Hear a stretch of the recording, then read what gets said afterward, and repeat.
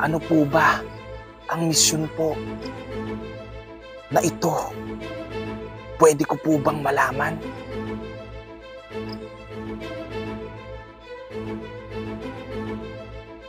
Ang sabi niya po sa akin mga tol, ang misyon daw po na ito ay alisan daw po ng birtud ang mga tao daw po. Ako po si Beams Ghost TV. Sa bidyong ito ay babalikan po natin ang engkanto po na sinasabi po niya na siya po ay isang ermitanyo.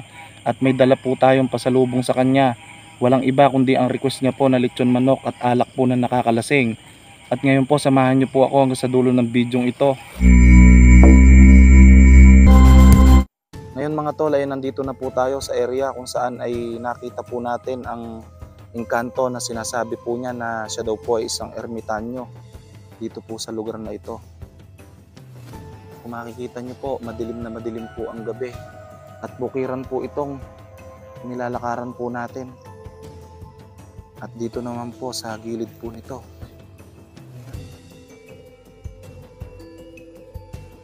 nararamdaman ko po dito mga tol ay malapit lang po dito ang ermitanyo. Nararamdaman ko po siya. Ang delikado po dito ay ahas po, kung makagat po tayo ng ahas. At kung mga spirit naman po ay sanay na po tayo sa kanila. Ang mahirap lang po dito ay masyado pong masukal po sa lugar na ito. Sana po ay samahan niyo po ako hanggang sa dulo ng bidyong ito.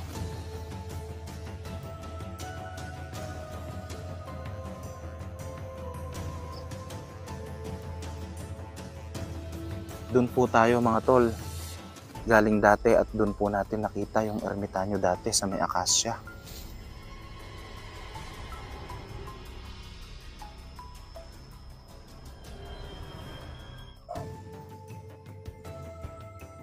Yung mga naririnig nyo po na mga tumatahol po na aso na yon, malayo po yun. Ine-echo po yung kanila pong tahol dito sa lugar na ito. At pagka daw po maingay yung mga aso ay may nakikita daw po nakakaiba. Dahil ang mga aso po mga tol ay may mga third eye po yan sila. Nararamdaman ko po dito sa lugar na to yung ermitanyo na napagkamalan po nating engkanto.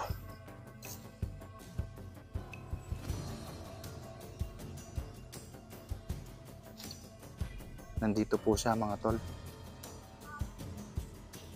Sa punong ito, nararamdaman ko po siya dito. O Sancti Patris Benedicticus in ubito nostro presensya munyamur. O sacra sit mihi lux, nandracus sit mihi dux, baderet rustana, nang bonsuades mihi bana, sont malakeli bas, epse benina, de bas.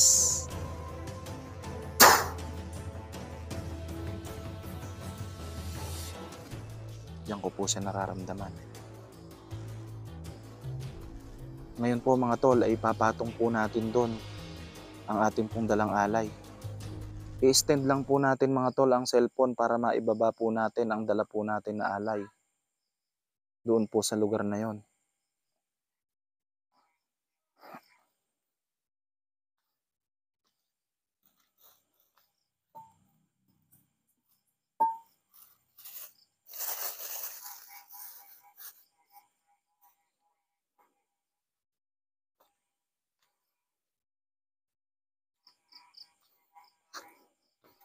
Ngayon po mga tol ay naidala na po natin ang ating pong pasalubong o tinatawag na alay para po sa ermitanyo. At ito po ay ni-request niya na idala po natin ang lechong manok po at alak po na nakakalasing.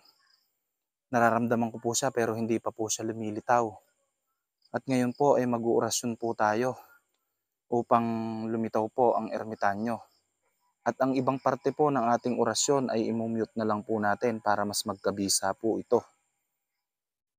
Alasalaha, omipobo, legumin, isedise, pumohop, urka, surka, hak,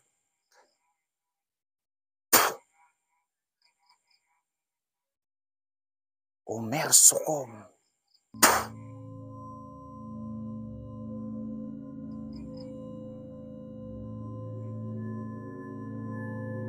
Ngayon,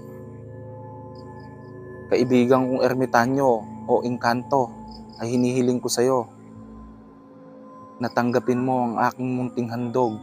Ito ay galing sa aking puso.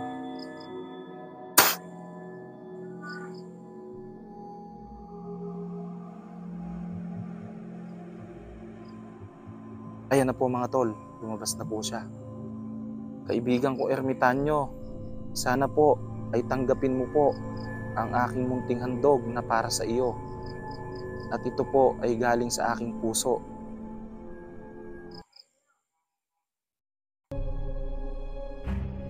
Bigla siyang nawala mga tol. Bigla po siyang naglaho. Kaibigan, huwag ka pong mahiya sa akin. Sige kaibigan, ngayon po ay tanggapin mo po ang aking munting handog.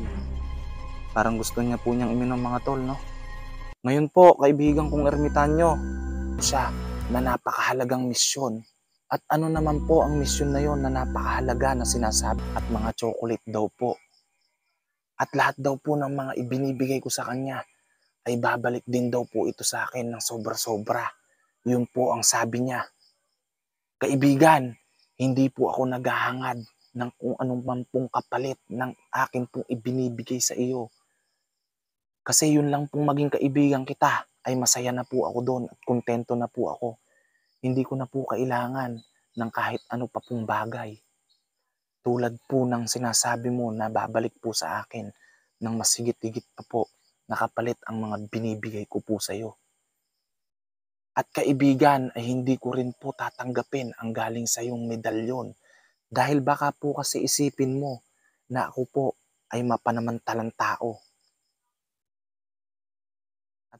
Ang sabi niya po mga tol ay hindi daw po niya iisipin yon dahil ito daw pong ipagkakaloob niya sa akin ay parte daw po ng aking gagawin na misyon. Yun po ang sabi niya. Sige po kaibigan, basta po para sa kabutihan. Gagawin ko po. Kahit po mapanganib ito ay tatanggapin ko po ang misyon na ito. Basta po para sa kabutihan. Dahil alam ko naman po na maraming tao na pinaghaharian po ng kasamaan. At gusto ko po silang matulungan. Tulad na lamang po ng mga tao po na may taglay po na pagkaaswang. At taglay po nila ang bertud ng kadiliman. Handa po akong tumulong sa kanila upang maalis po ito. Kaibigan ko pong ermitanyo. Pero hindi po ibig sabihin nito na ako po ay sumasamba sa iyo. Maaari pong ako ay humanga sa iyo, kaibigan na ermitanyo.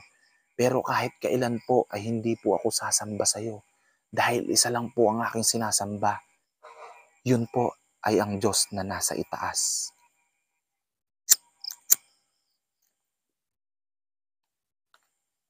Ang sabi niya po mga tol ay hindi ko na daw po kailangan sabihin ito sa kanya dahil alam naman daw po niya na matwid daw po ang aking hangarin at malinis daw po ang aking puso at hindi daw po ako malilinglang ng basta-basta ng sino man o anuman elemento. Yun po ang sabi niya.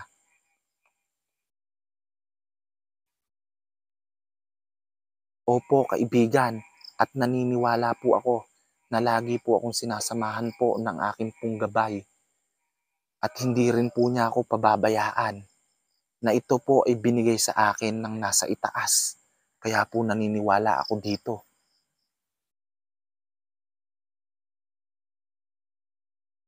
Kaibigan, tatanungin lang po kita kung kailan ko po ba sisimulan ang sinasabi mo pong misyon na para sa kabutihan. Ang sabi niya po mga tol ay sa susunod na balik ko daw po dito ay ipagkakaloob na daw po niya ang medalyon daw po na mas luma pa daw po sa medalyon daw po ng San Benito. Yun po ang sabi niya. Kung matatandaan niyo po sa part 2 video natin, ngayon po ay nasa part 3 na po tayo mga tol. Ang sabi niya po dun sa part 2 video natin ay mas luma pa daw po sa medalyon ni San Benito ang kanyang tinataglay. At ramdam na ramdam ko po na napakalakas po ng kanyang kapangyarihan at ng kanya pong hawak na tungkod. kaibigan ko pong ermitanyo. Maraming salamat po.